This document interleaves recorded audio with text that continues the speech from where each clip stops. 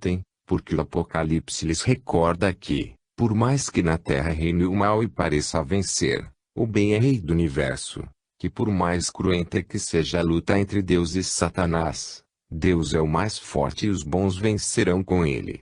Recordar-lhes que o dia da destruição dos maus será o dia da ressurreição para os bons, que por mais que domine na terra a injustiça e a desordem, há planos de vida muito mais altos, a que os bons, purificando-se na dor, chegarão, e nos quais reina a justiça e ordem.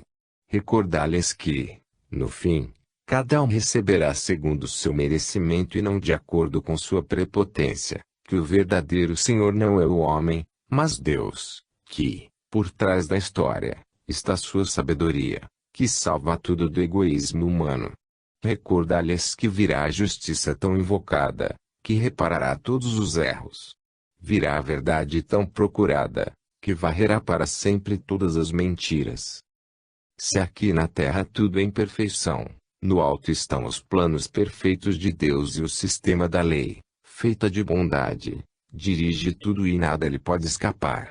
Em nenhum livro, tanto como no Apocalipse, se sente a bondade férrea de Deus que, no momento oportuno, impõe justiça. Sente-se sua invencível potência, a impor que seja respeitada a ordem. Sente-se, como na hora da criação, a gigantesca presença de Deus, que retoma em suas mãos as rédeas do universo, não mais para lhe dar o primeiro impulso, mas para concluir a longa caminhada a seguida e julgá-la.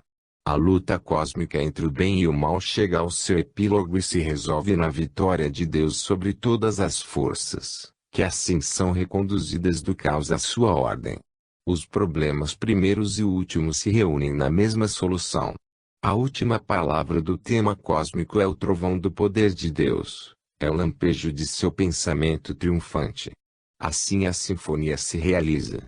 Sua orquestração é um perfeito processo lógico, em que se desenvolve o funcionamento orgânico do universo, no transformismo evolutivo, até vitória final do bem, nos planos mais altos, lá onde a vida é triunfo do espírito. 7. O Apocalipse. Segunda parte. Examinemos, agora, mais de perto, o texto do Apocalipse. Lendo segundo o Espírito, mais do que segundo a letra, veremos seu verdadeiro pensamento, que é claro em suas grandes linhas. Esse pensamento é o mesmo que o da primeira mensagem espiritual, do Natal de 1931, com que se iniciou nossa primeira obra. Com o Apocalipse, que apenas agora conhecemos, verificamos que ele nos repete o mesmo pensamento central que vimos desenvolvendo, desde aquela mensagem até agora, pensamento do qual uma grande profecia nos dá mais clara confirmação. Transcrevemos a mensagem de Natal, outra vez citada em parte no capítulo 4. O homem será dominado por uma tão alargada sensação de orgulho e força, que se trairá. Veja uma elevação da tensão, lenta mas constante, que preludiará o inevitável estouro do raio. A explosão é a última consequência de todo o movimento. Em outras ocasiões, os cataclismos da história podiam ficar circunscritos, mas agora não. Mas a destruição é necessária será apenas destruição do que é forma, incrustação, cristalização, de tudo que deve cair, para que fique apenas o conceito, que resume o valor das coisas. Um grande batismo de dores é necessário, para que a humanidade torne a achar o equilíbrio que livremente violou, grande mal, condição de um bem maior. Depois, a humanidade purificada, mais leve, mais selecionada por ter perdido seus piores elementos, agrupar-se-á em torno dos desconhecidos que hoje sofrem e semeiam em silêncio e recomeçará, renovada, o caminho ascensional. Começará uma nova era, em que dominará o espírito, e não mais a matéria, que estará reduzida à escravidão. Então aprendereis a ver-nos e nos ouvireis, nós desceremos em multidão e vós vereis a verdade. Para facilitar sua compreensão, poderemos dividir o Apocalipse em 3 partes. A primeira parte contém avisos às 7 igrejas da Ásia Menor e abrange os 3 primeiros capítulos do Apocalipse. A segunda parte descreve a grande luta entre o bem e o mal, até a chegada do prometido reino de Deus. Este é o trecho maior do Apocalipse, o que mais se relaciona conosco, porque toca nosso tempo e o futuro próximo. Vai do capítulo 4 ao 19. A terceira parte refere-se a um futuro remoto, até o juízo final, e vai do capítulo 20 ao 22, que é o fim. Antes de ouvirmos o Apocalipse, orientemo-nos. O caminho da evolução do pensamento religioso humano pode dividir-se em 3 etapas ou idades. Primeira idade, de Deus como Senhor. É a idade anterior a Cristo. Temos um Deus forte, terrível, guerreiro, vingativo, ciumento, protetor apenas de seu povo. É o Deus dos exércitos. Deve-se-lhe obediência servil, só pelo medo que inspira, sem compreensão nem amor, por desapiedada a lei de Talião.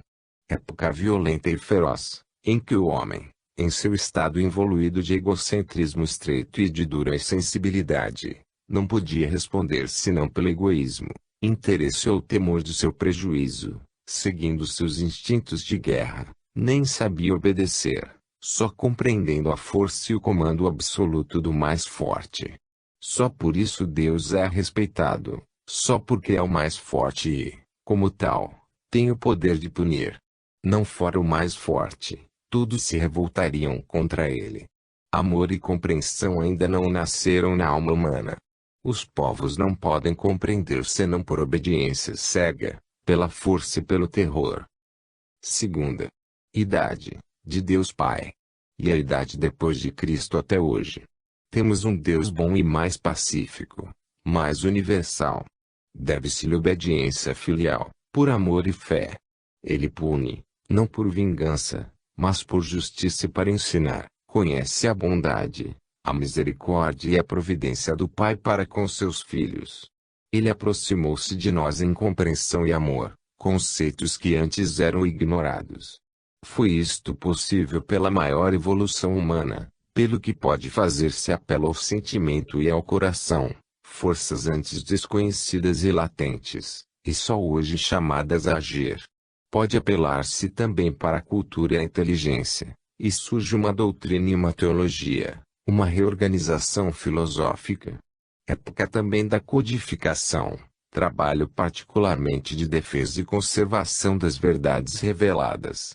Mas, também época de mistérios, em que se deve crer sem explicações racionais, época dos dogmas, da disciplina obrigada do pensamento, sem o que, sendo o homem o que é, não manteria a ordem.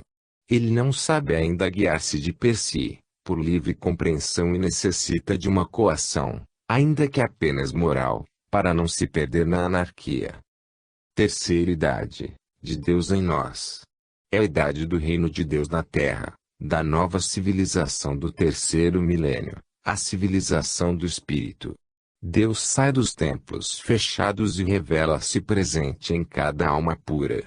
Temos um Deus amigo, com quem nos unimos em colaboração, porque compreendemos que fazer sua vontade significa nossa felicidade.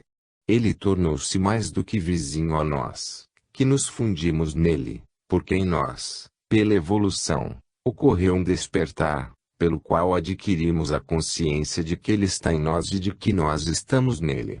Desaparecem não só as imposições da força da primeira idade, mas também as morais da segunda idade, porque o homem progrediu e tornou-se capaz de guiar-se a si mesmo, por livre compreensão, sem necessidade de constrangimentos, para que a ordem seja mantida. A disciplina é livre, feita apenas de inteligência e amor, porque o homem compreendeu. Caem os mistérios e os dogmas de fé, porque sensibilidade, cultura e inteligência estarão mais desenvolvidos no homem, que poderá intuir a verdade diretamente, por si, sentir a presença de Deus, ou pelo menos entender por meios racionais, as verdades que serão todas claramente demonstradas, porque a época dos véus e das exclusões iniciáticas já terão terminado. Esta será a época da luz do Espírito, do conhecimento, da obediência livre, porque convicta. Por evolução, o reino de Deus nascerá em nós como um despertar. Deus, então, não pune mais, mas cada homem se corrige a si mesmo, pela necessidade de harmonizar-se com a lei, na qual unicamente reside a felicidade. Época da liberdade consciente, da disciplina espontânea, da convicta adesão à ordem de Deus. Esta ascensão é lógica, como é desenvolvimento de uma semente. Assim se passa do terror da primeira idade, à fé da segunda, ao conhecimento da terceira, passa-se de um regime de força, a um de amor, e enfim a um de inteligência e espiritualidade. É um processo de liberação progressiva, que só pode realizar-se quando permitir a evolução humana. Tudo é função dela. As religiões não podem ser nem mais altas, nem mais livres do que a natureza humana, que abaixa tudo, até o conhecimento de Deus, ao seu nível. Este último salto para a espiritualização é o grande acontecimento que nos aguarda no fim deste milênio e na alvorada do terceiro. É o grande acontecimento da instauração, na Terra, do reino de Deus. E isto, justamente, o que nos anuncia o Apocalipse. Comecemos, então, o exame da segunda parte do Apocalipse. Nos primeiros 2 milênios, a obra de Cristo na Terra foi uma fase preparatória do próximo advento do reino de Deus. Nesta fase devia realizar-se, primeiro, a experimentação biológica dos novos princípios do Evangelho, para que a vida, evoluindo, conseguisse aos poucos aprender e, ao menos uma pequena parte, a eles adaptar-se. Segundo, a assimilação, para que esses princípios novos começassem, com a repetição e a técnica dos automatismos, a fixar-se um pouco nos instintos. Terceiro, a conservação do patrimônio espiritual herdado, para que as verdades reveladas pudessem, através das tempestades dos séculos, chegar intactas aos novos tempos. Desta fase preparatória passa-se hoje a realização. Se, para a penetração do Evangelho na vida, pouco se fez em 2000 anos, ele continua, entretanto, a amadurecer nas almas, continua sua obra de elaboração interior, para que o mundo ressurja, na aurora do terceiro milênio, tal como Cristo ressurgiu na aurora do terceiro dia. Mas, esta vitória dos seguidores, nos quais se personifica o pensamento de Cristo na Terra, não é pacífica. É, ao contrário, uma luta gigantesca, a qual, no entanto, é apenas o momento terrestre de uma batalha cósmica, em que se agita e treme o universo. É a luta de Satanás contra Deus. O Apocalipse narrando suas vicissitudes. Eis o esquema geral. Até certo momento, Deus olha e espera, deixando o homem livre para experimentar, a fim de que aprenda. Esta é a livre ação dos homens contra Deus, os primeiros 4 selos. Há depois a ação oposta dos amigos de Deus, 5º e 6º selos. E finalmente a ação direta de Deus que, saturada à medida, intervém diretamente, breve, instantâneo. Está feito, diz o Apocalipse. O reino de Satanás é destruído, e Deus venceu. Esta é, nas grandes linhas, o plano da segunda parte do Apocalipse, a de que agora nos ocupamos. Tudo isto é expresso com 4 símbolos maiores: os selos, as trombetas, os prodígios, as taças da ira de Deus. Esses símbolos, cada um em número de 7, exprimem o desenrolar-se da ação da grande batalha. O mesmo ritmo, com que avançam esses símbolos, várias concordâncias em seu conteúdo, e até idênticas palavras às vezes repetidas no mesmo ponto de seu ciclo, autorizam-nos a entender estes 4 símbolos, como expressão diversa, segundo vários mirantes, dos mesmos acontecimentos. Quisemos, por isso, emparelhar selos, prodígios, trombetas e taças, para ler neles os mesmos fatos, mas bem demonstrados em aspectos diferentes. Imaginemos o apóstolo João, que já pousara a cabeça no peito de Jesus e o vira morrer. Imaginemo-lo velho, após uma vida de ação e paixão, orando a Deus de joelhos, diante das florestas da ilha de Patmos, com a cabeleira desgrenhada pelos ventos do mar e a alma presa na tempestade imensa das vicissitudes do mundo. Arrebatado na imensa visão, supera o tempo e o espaço e projeta seu olhar fulgurante no futuro. Olham nos céus luminosos do Oriente fantástico, e mais no alto, o olho de Deus, diante ao qual ele treme e se inclina, ora, humilha-se e se incendeia. Ouve então uma voz que lhe diz: o que vires, escreve num livro. E ele viu e narrou, e vi, e depois disso, vi. Começa assim o Apocalipse. Abrem-se os céus. Eu sou o Alfa e o Ômega, diz o Senhor Deus, aquele que é, era e será, o Onipotente. Eis que aparece a visão do trono de Deus, diante do qual se eleva o cântico: Santo, Santo, Santo é o Senhor Deus, o Onipotente. João vê na direita daquele que estava sentado sobre o trono, um livro fechado e selado com 7 selos. O divino Cordeiro toma-o da mão direita daquele que estava sentado sobre o trono e o abre, rompendo um selo após o outro. João olha e conta. Assim, após este prelúdio poderoso, começa a desenrolar-se a história espiritual do mundo. Soam as 7 trombetas, aparecem visões terrificantes, monstros espantosos, rasgam-se os céus de onde chove destruição, e 7 anjos derramam sobre a terra as 7 taças de ira de Deus, aniquilando os exércitos do mal. No entanto, os bons têm paciência, são escolhidos, reúnem-se e, enquanto ruem todas as suntuosas construções de Satanás, cantam por fim sua vitória no céu. Cristo, chefiando-os, triunfa e Satanás é acorrentado. Verdadeiramente, as portas do inferno não prevalecerão. Desenrola-se a ação ao mesmo tempo na terra e no céu, que se fundem num único drama. E é este seu epílogo feliz, após uma luta apocalíptica, um final cósmico em que lampeja o poder vencedor de Deus.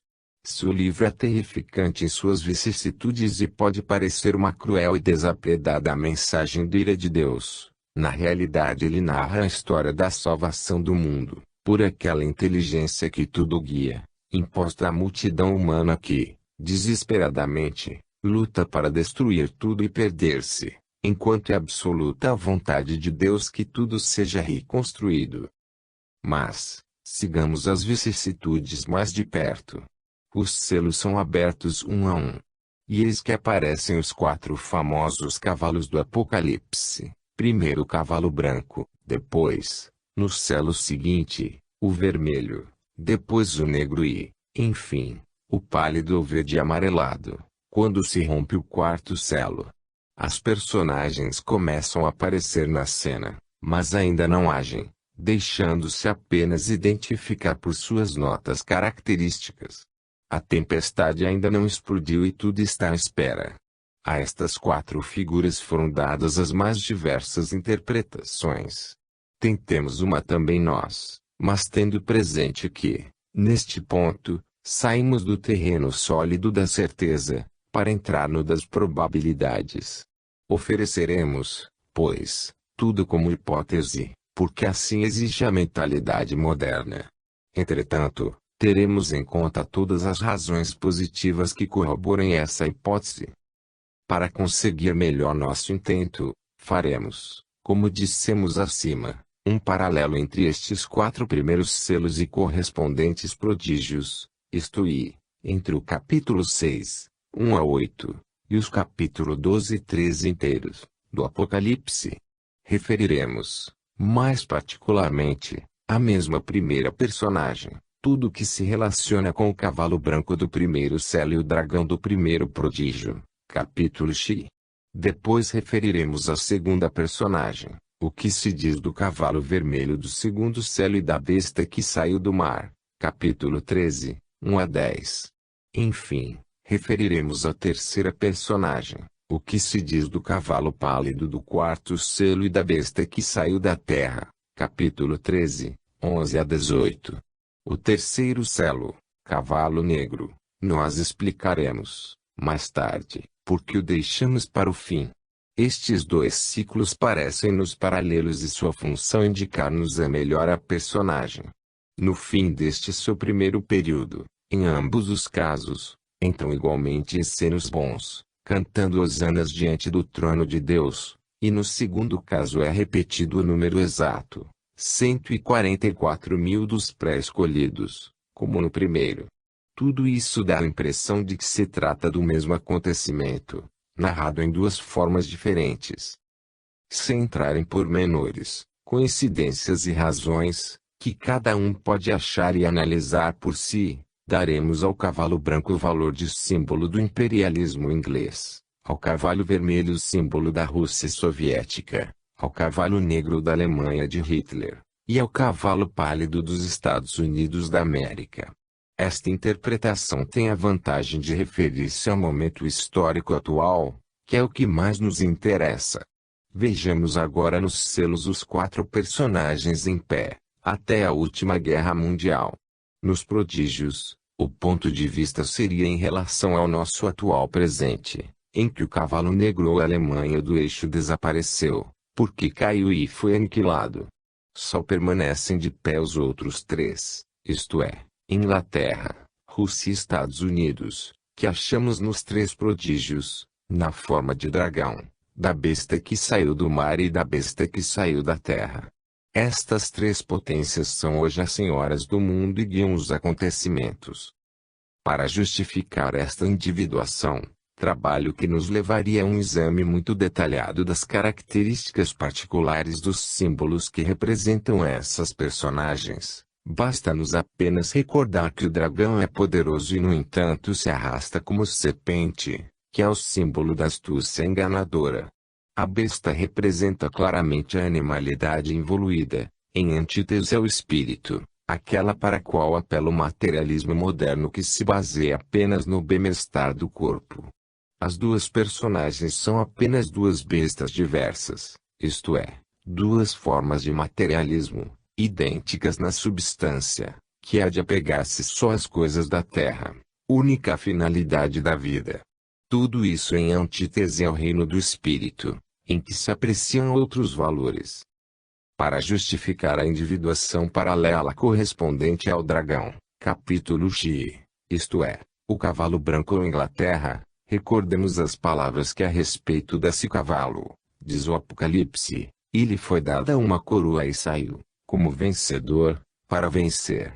Da primeira besta, ou cavalo vermelho, ou Rússia soviética, diz o Apocalipse, foi-lhe dado o poder de tirar a paz da terra, de tal forma que os homens se matassem uns aos outros, e lhe foi dado uma grande espada.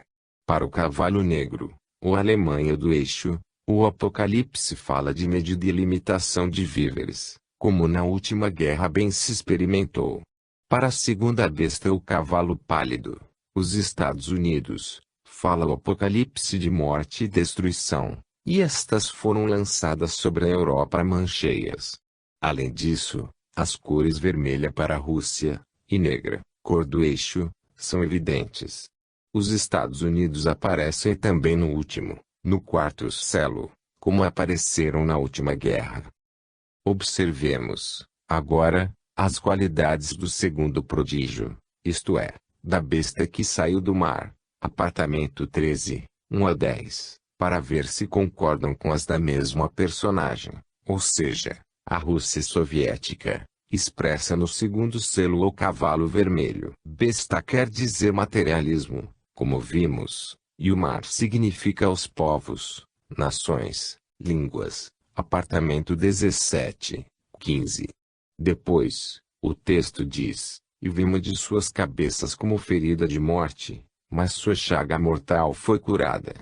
Isto poderia significar a salvação de um grande golpe que ameaçou a Rússia, em Stalingrado. E o texto acrescenta, e lhe deu o dragão seu poder e seu trono e grande poder. E toda a terra ficou arrebatada de admiração pela besta. E adoraram o dragão, porque deram autoridade à besta e adoraram a besta dizendo, Quem é semelhante à besta e quem pode concorrer com ela? Com efeito, não foi o recente poderio da Rússia devido ao apoio inglês, Dragão, que depois convenceu os Estados Unidos a fazer o mesmo. Seguiu-se a fé fanática das massas pela ideologia comunista e todos adoraram os vencedores. Materialismo, Inglaterra, Rússia. O texto prossegue, e abriu sua boca blasfemando contra Deus, blasfemando seu nome, e lhe foi dada a faculdade de fazer guerra aos santos e de vencê-los. O ateísmo russo é conhecido e bem assim sua campanha antirreligiosa. Importante que, depois de ter dito, e lhe foi dada a faculdade de agir por 42 meses. Vem a conclusão: se alguém tem ouvidos, ouça.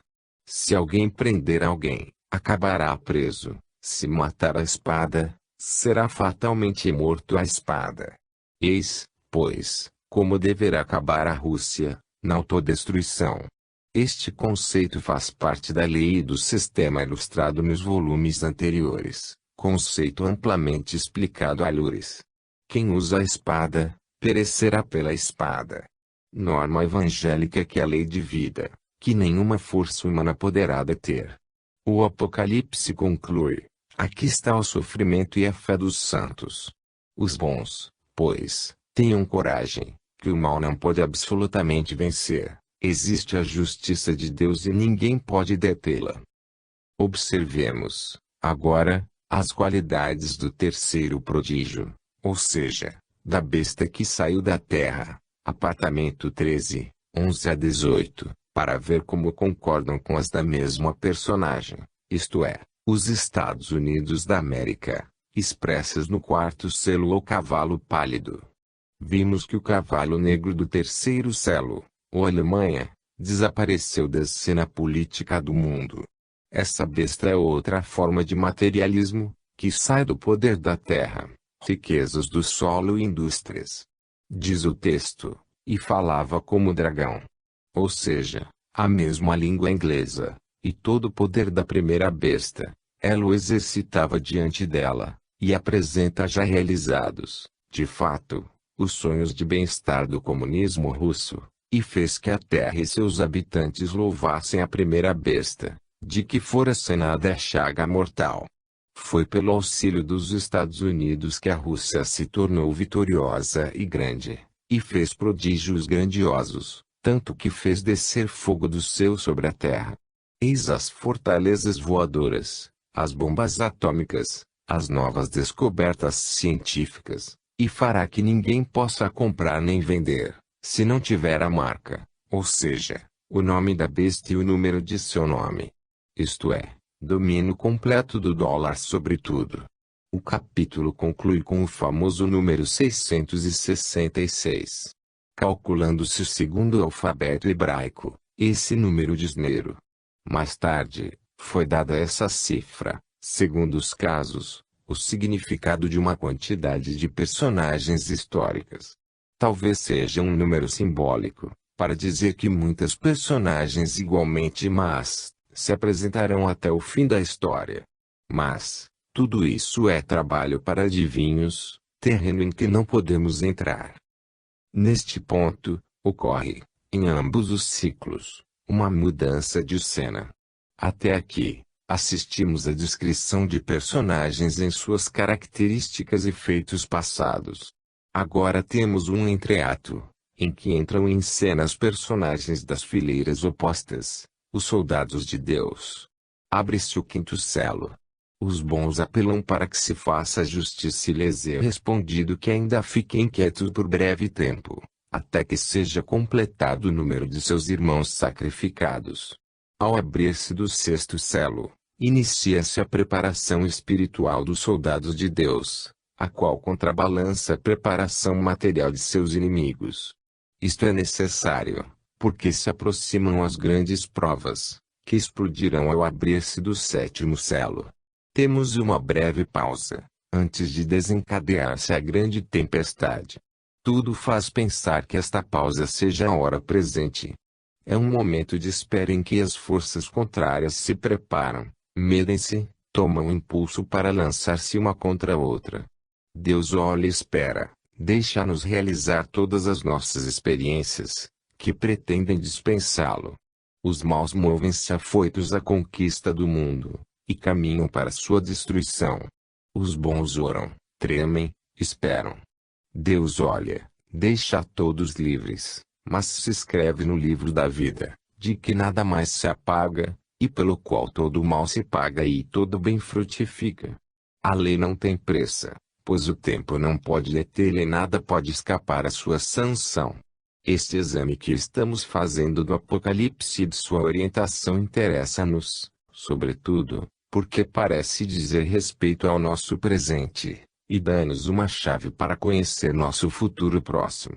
Estamos num período de espera, em que o homem continua suas loucuras, sem saber que espada de Damocles lhe pende sobre a cabeça. Um nervosismo dominante revela-nos que o instinto sente vagamente o aproximar-se da tremenda reação da lei. Ninguém mais tem fé no amanhã, tão pleno de ameaças é o presente. Com o sétimo céu iniciar-se-á, com efeito, a série dos castigos, porque estamos próximos da hora em que Deus, já tendo esperado bastante, terá esgotado os oferecimentos de salvação e terá de intervir para que volte a ordem e a justiça seja feita. Na abertura do sexto selo vemos, portanto, duas manifestações opostas. Os maus desencadearam uma grande guerra. E obra deles, não ainda de Deus. Paralelamente são escolhidos os bons para formar o contra-exército dos filhos de Deus. A tempestade procurada pelos maus tomou o aspecto de um cataclismo natural, e todos se esconderam nas cavernas e rochas das montanhas. E diziam aos montes e às rochas, caíam sobre nós e escondem-nos. Esta é a última tentativa para salvar-se das incursões aéreas, que desta vez serão atômicas. Do outro lado são retidos por um anjo os ventos, para que estejam tranquilos e nenhum dano causem, enquanto não estejam marcados nas frontes com o selo, os servos de Deus. E o número desses escolhidos será 144.000. Sendo este número dado por 12x1000 igual a 144.000, e representando o número sagrado plenário, pode significar grande multidão. Forma-se, pois, uma multidão inumerável, de todas as raças, povos e línguas, diante do trono de Deus, multidão daqueles que vinham da grande tribulação, e Deus estenderá sobre eles sua tenda. Esta cena acha sua correspondência na de todo o capítulo 14 do Apocalipse, que segue o terceiro prodígio da besta que saiu da terra, como vimos. Achamos aqui os mesmos 144.000, marcados na fronte. Repete-se a cena do cântico diante do trono. Estes são os pré-escolhidos do exército de Deus. Continua o paralelismo num prolongamento de repouso.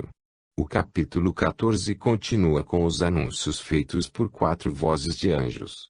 São os últimos acontecimentos, antes da catástrofe. Temei a Deus, porque chegou a hora do seu juízo. Quem adora a besta e sua imagem e traz seu sinal na fronte ou na mão, beberá o vinho da ira de Deus, que está pronto no cálice de sua ira. Termina aqui o entreato. Continuemos a observar as duas narrações em paralelo.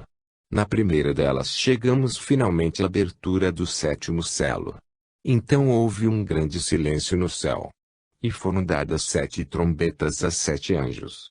Enquanto eles se preparam para soar as trombetas, eleva-se de um turíbulo de ouro o incenso diante do trono, com as orações dos santos, e sob a fumaça do incenso com suas orações até Deus. É o momento solene em que começa o desencadear-se da justiça divina. Tocarão agora, sem interrupção, as 7 trombetas e a cada toque seguir-se-á um flagelo sem escapatória, numa tempestade pavorosa, até o 7º toque.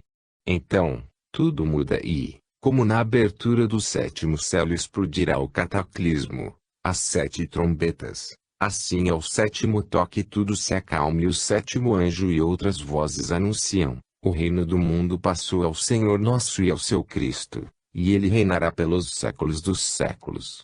Eleva-se uma oração: agradecemos-te, Senhor Deus onipotente, porque assumiste teu grande poder e começaste a reinar, veio tua ira, e o momento de premiar teus servos, e de destruir os destruidores da terra. Apartamento 11, 15 a 18. Observemos outra narração paralela. Também aqui terminou o entreato e explode a catástrofe. Após as últimas advertências das 4 vozes, apartamento 14, 6 a 13, há ainda um prolongamento de espera com novos anúncios. E outro anjo grita ao divino justiceiro, que aparece sobre uma nuvem: apanha tua foice e ceifa, pois chegou a hora de ceifar, porque a colheita da terra já está seca.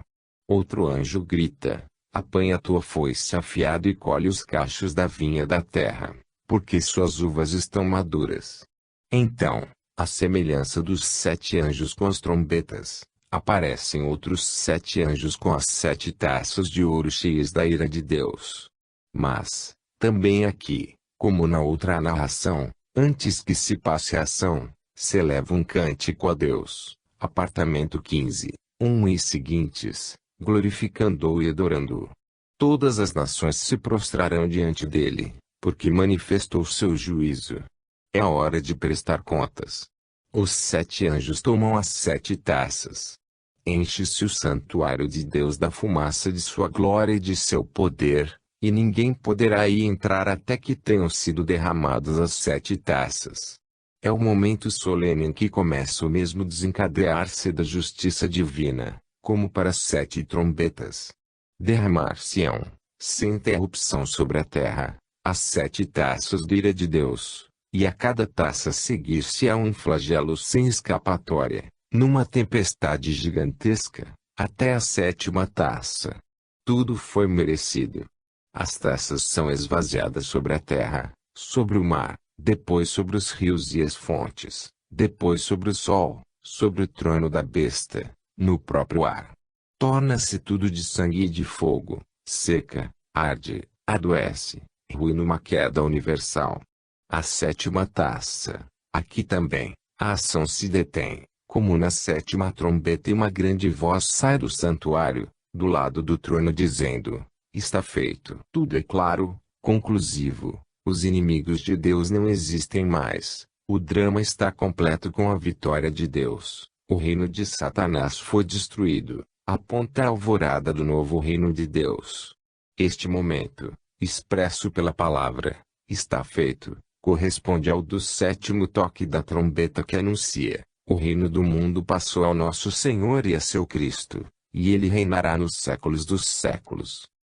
Esta poderia ser uma interpretação do conceito central do Apocalipse, sobrevoando sobre os pormenores, mas apanhando claramente o que há de mais importante, que se referiria de modo impressionante aos nossos tempos. E admissível, também, que numa revelação profética, proveniente por inspiração de dimensões superiores, a sucessão no tempo possa ter sido dada de modo pouco exato, em nosso plano de vida, justamente porque o profeta não pode deixar de perceber tudo como num estado de contemporaneidade. Explica-se, assim, certa mistura de pormenores e a repetição da mesma visão como projetada em 2 tempos diferentes que, à primeira vista, poderiam a nós parecer sucessivas. De qualquer modo, apresentamos tudo isto ao leitor moderno positivo, apenas como hipótese, que ele poderá controlar e também não aceitar. Mas esta nos pareceu a maior aproximação hoje possível de uma interpretação, racionalmente conduzida, do Apocalipse aos tempos atuais. Sozinha, talvez não fosse suficiente para explicá-los. Mas, corroboraremos esta afirmação com as previsões de outras profecias e das pirâmides. E quando virmos tudo concordar, permanecendo logicamente enquadrado no sistema da lei, até agora explicado, estas afirmações serão mais aceitáveis, mesmo para o homem positivo moderno. A substância do raciocínio é simples, a qual foi dito e repetido, até agora, em nossos livros. Tudo é dirigido por uma lei que representa o pensamento de Deus. Assim, além da pequena liberdade humana, Existe um determinismo inteligente histórico, que guia os acontecimentos. O homem hoje tomou a posição de Satanás, rebelde à lei. É natural que o sistema lhe caia em cima. Explicamo-lo no volume Deus e o Universo. Dada sua orientação, o homem hoje se acha na posição de abandonado por Deus que, no entanto, respeita sua liberdade, não o força, mas se retrai. E diz: quereis experimentar a força? Experimentai-a. Mas avisei-vos de que, quem usa a espada, perecerá pela espada. Credes nos exércitos e nas armas? Provai-as. Não quereis o amor evangélico e só concordais numa coisa, na mentira, no egoísmo, no trair-vos todos uns aos outros. Pagareis todos juntos. A punição, realizá-la-eis vós mesmos, porque trazeis em vós. Matar-vos-eis reciprocamente, porque a isso vos leva vosso próprio sistema. Quereis fazer do poder não uma função de vida e uma missão, mas um meio para esmagar indivíduos e povos? Fazei-o. Experimentai, experimentai. Sois livres. Assim vos massacrareis todos, mas, já que não sabeis aprender de outro modo, e é preciso aprender, ireis à dura escola que escolhestes. Este raciocínio temo-lo idêntico no Apocalipse, de modo que lhe parece escrito de propósito para nosso tempo. Isso parece feroz e sem piedade, não exprime todavia senão exata consequência da livre, mas louca conduta humana, no seio de uma lei cujas reações são fatais. Estamos agora no termo do período experimental da lei, momento em que Deus já esperou bastante. As experiências humanas fazem-se cada vez mais, e agora desastrosas demais, para que não seja preciso uma intervenção superior para detê-las. O limite de elasticidade da lei está quase sendo superado, quebram-se suas colunas protetoras e o sistema, como já ocorreu no princípio com a revolta de Satanás, menos desaba sobre os rebeldes que sossobram no caos por eles mesmos gerados na ordem de Deus. Soa então a hora do juízo, fazem-se as contas, para que cada um tenha segundo suas obras e merecimentos. A esperada realização do Evangelho na terra não deve ser frustrada por mais tempo. A perversidade e a malícia humanas não podem mais ter, por longo espaço, o poder de tornar quase inútil a vinda de Cristo à terra. A Igreja desempenhou sua missão de conservar sua preciosa bagagem, arrastando-a após si, através da tenebrosa época dos 2 milênios. Hoje é mister realizar. No terceiro milênio, tal como Cristo no terceiro dia, é preciso ressurgir. Não basta a exceção dos santos. O Evangelho deve apossar-se e penetrar na vida do homem, tem que inserir-se nas instituições sociais. Tudo nos diz que estamos na plenitude dos tempos. Já foram feitos bastantes anúncios e avisos. Estamos justamente nas pausas, ou entreatos, que acabamos de ver no Apocalipse, e que precedem o desencadear-se da tempestade. Quando se abrirá o 7º céu e tocarão as trombetas então, se derramarão as 7 taças da ira de Deus? E que pode o homem sozinho, contra a grande inteligência que dirige a história e a vida? O certo é que, se foi reconhecida, nos planos superiores, a necessidade de uma intervenção direta de forças sobre-humanas, e se foi decidido executá-la, ninguém poderá detê-la. Então, a história disporá de tais forças que poderá realizar o que hoje nos parece inacreditável, isto é, a formação de novas correntes de pensamento de diferentes tipos biológicos dominantes, a purificação da humanidade, custe o que custar, e a sua instalação no seio de uma nova civilização do espírito, no terceiro milênio. O que está fora de dúvida, é que acima das forças do mundo físico, conhecido pela ciência, há um mundo de outras forças que ela ainda ignora. Também fora de dúvida que o homem é uma pequenina formiga, agarrada a um grão de poeira cósmica, e nada pode contra essas forças. Outros sim, e ainda fora de dúvida que nós não podemos negar a priori a possibilidade de acontecer em nosso tempo tudo que o Apocalipse anuncia. Como negar, mesmo cientificamente, que não pode haver relação entre forças morais e físicas. E quem pode dizer que a humanidade não esteja cometendo erros tremendos no terreno espiritual? Como afirmar que os poderes do pensamento não dirijam o mundo? E então, aos céticos, poderemos dizer: e se tudo o que afirma o Apocalipse fosse verdadeiro? A visão da grande prostituta, apartamento, é apenas um comentário e uma determinação de toda a visão. Esta mulher é a contraposição daquela vestida de sol, com uma coroa de 12 estrelas, contra a qual luta o dragão do primeiro prodígio, acima examinado. Se nela alguns veem na igreja, ou até mesmo a Virgem Maria, na outra, a grande Babilônia, mãe das prostitutas, veem a cidade da Roma de Nero, das 7 colinas e 7 imperadores, de Nero Domiciano, outros o paganismo corrupto, outros o materialismo de nossos tempos, outros, como diz o Apocalipse, a riquíssima rainha dos mares, isto é, a Inglaterra protestante, vestida de trabalhismo em conúbio com a besta. Mas, enquanto alguns católicos preferem ver aí o protestantismo, alguns protestantes aí veem a Igreja de Roma, que lhes parece haver traído a missão de Cristo a ela confiada. Para outros, a grande prostituta é a Europa. Olhando seu mapa virado, a partir do Nordeste, seu perfil sobre os mares pode dar a impressão de uma mulher sentada sobre a Rússia, que representaria a besta vermelha, como diz o Apocalipse, sobre a qual está sentada a grande prostituta. O braço direito seria a Itália, e com ele parece segurar um cálice, a Sicília, ao passo que o braço esquerdo seria a Inglaterra, a cabeça a Espanha, e o chapéu, Portugal. E Roma estaria no meio do braço direito. O capítulo 17, que fala da prostituta, termina com este esclarecimento: as águas que viste, onde está sentada a meretriz, são povos e multidões, e nações e línguas. E a Rússia teria justamente a tarefa sinistra de devorar a civilização europeia. Esta interpretação provém, naturalmente, de escritores do lado americano do Atlântico, porque todos gostam de colocar o próximo nos erros e nos castigos, mas jamais a si mesmos. Sem dúvida, em nosso tempo a ciência conseguiu conquistas inauditas.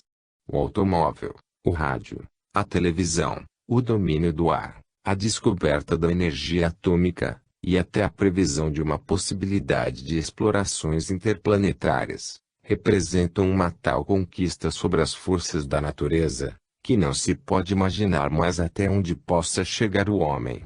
Há muitos elementos materiais para sustentar modos de vida absolutamente novos, num tipo de civilização de formas hoje incríveis. Os elementos base para uma transformação radical de conceitos e hábitos, já estão em prática. Os fundamentos científicos e práticos de uma nova civilização já foram lançados com um entusiasmo sem precedentes, na conquista do tempo e do espaço, os dois grandes obstáculos ao livre movimento do homem. Sem dúvida, estas conquistas materiais reagirão, também, sobre o estado psíquico e espiritual da humanidade, ajudando-o a evolver. Mas, infelizmente, esse aumento de poderes é uma arma de dois gumes, porque, se não for acompanhado por um desenvolvimento paralelo de consciência, no terreno moral, pode representar um novo poder imenso de destruição colocado nas mãos de um inconsciente que, em sua inexperiência, não se sabe que uso possa disso fazer. Com a descoberta da energia atômica, o homem não se deu conta, ainda, de onde pôs as mãos, ou seja, de haver penetrado tão próximo à substância das coisas, tanto que se apossou da técnica da criação. Assim seus poderes cresceram sem medida, e se ele pode tirar vantagens proporcionais para seu bem, pode também sofrer dano, para seu mal. E é tão grande o novo poder, que lhe pode escapar das mãos inexperientes, sem que lhe seja possível mais controlá-lo, depois.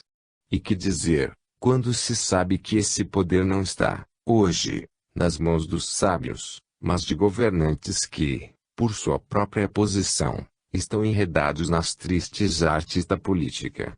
Que dizer, quando se sabe que esse poder está à mercê do egoísmo, do ódio, do interesse, do desencadear das mais baixas paixões? Que garantia de sabedoria podem ter, a esse respeito, governantes que só chegaram ao poder suprimindo os próprios rivais e mantendo-o com o terror? Se essa é a psicologia dos senhores dessas forças, pesa verdadeiramente sobre o mundo uma espada de Damocles, suspensa por um cabelo. Se esse cabelo arrebenta, é a guerra. E a guerra de hoje tem as seguintes características: primeiro, ameaça a todos, mesmo os civis.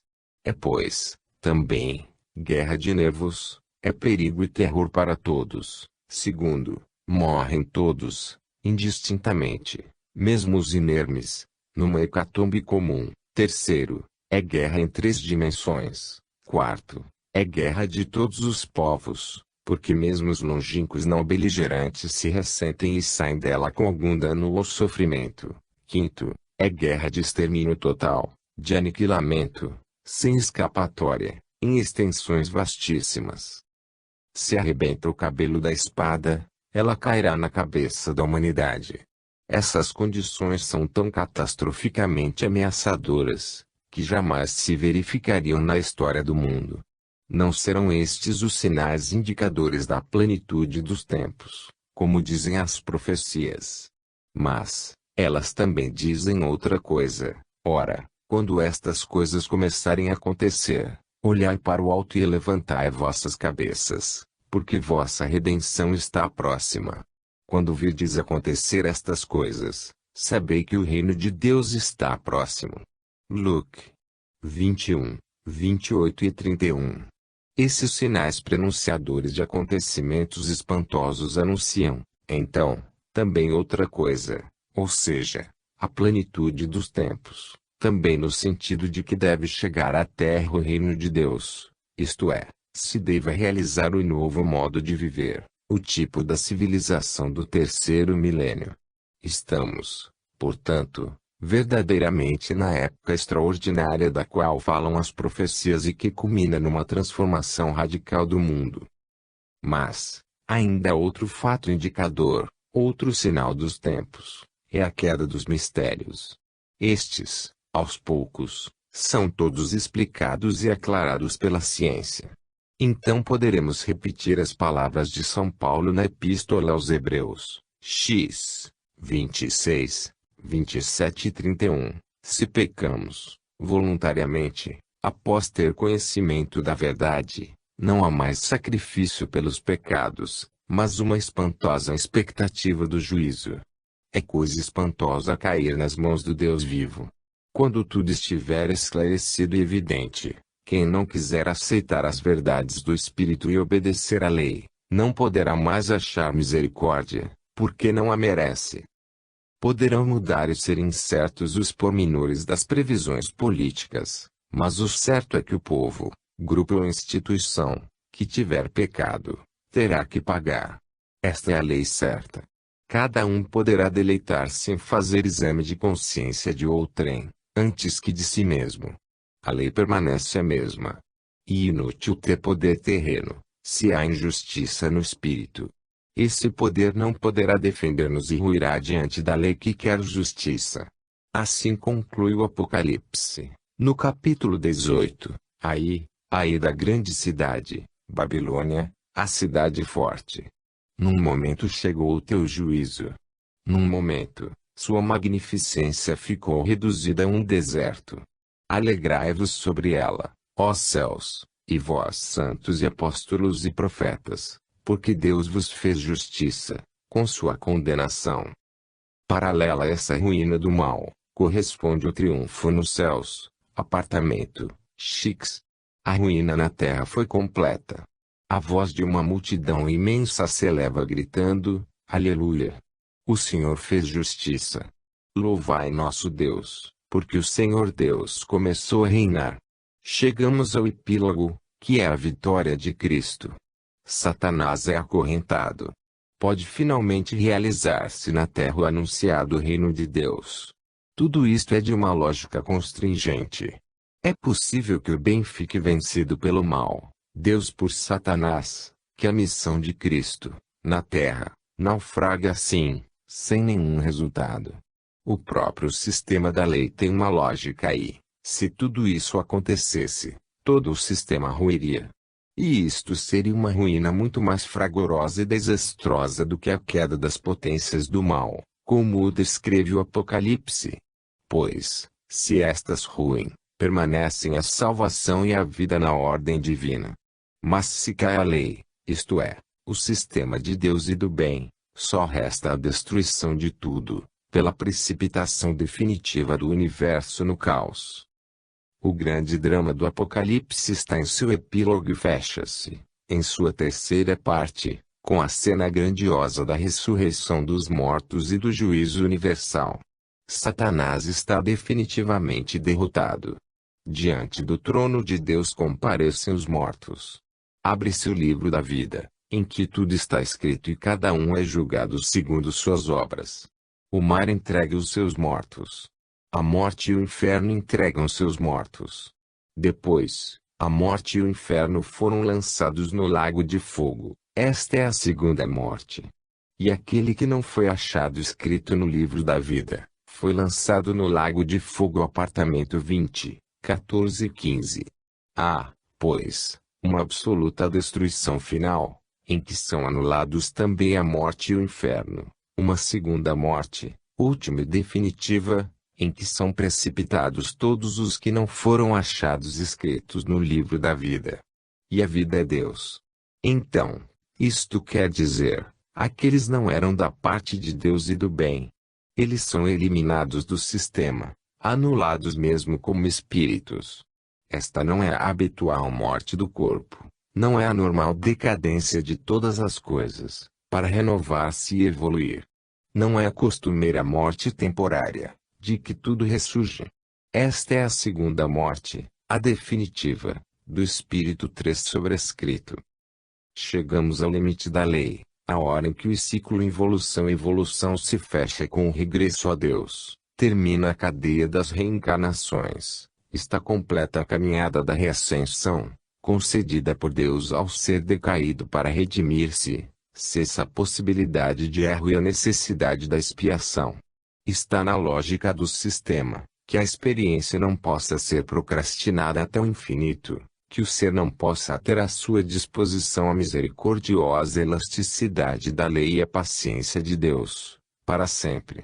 Seria um absurdo inadmissível, na ordem que tudo dirige, que se concedesse a liberdade humana, que ela se sobrepusesse à lei e se substituísse a ela, ultrapassando os limites das próprias funções, para as quais, apenas, é admitida a liberdade, e assim subverter-se eternamente àquela ordem. Deve chegar a hora em que termina o tempo máximo concedido, para que o caminho da evolução tenha sido percorrido por aqueles que o quiseram percorrer, o tempo em que todos os auxílios foram dados, todas as possibilidades esgotadas, a hora em que se fazem as somas, e ficam de fora aqueles que, mesmo tendo podido, absolutamente não quiseram redimir-se.